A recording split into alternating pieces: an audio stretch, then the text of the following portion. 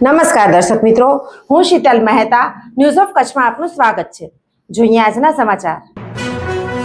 Chemist સિવાય દવાની દુકાનમાં કોઈ દવા વહેંચતું માલુમ પડશે તો કાયદા મુજબ 3 માસની જેલની સજા થશે।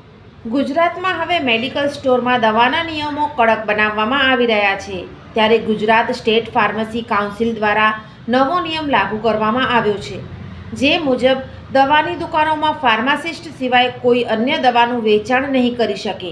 જો કરશે તો દંડ થશે અથવા જેલ થશે।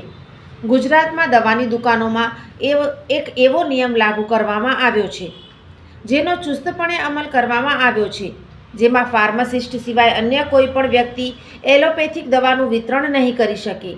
જો વેચાણ કરશે તો તેને દોષિત ઠેરવવામાં આવશે અથવા તેને 3 માસ સુધીની કેદ થઈ શકે છે, તેમજ 2 લાખ રૂપિયા સુધીનો દંડ પણ થઈ શકે છે।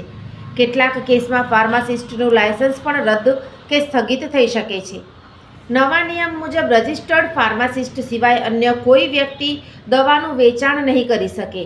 જો આવું કરતા પકડાયા તો સજાને પાત્ર ગણાશે।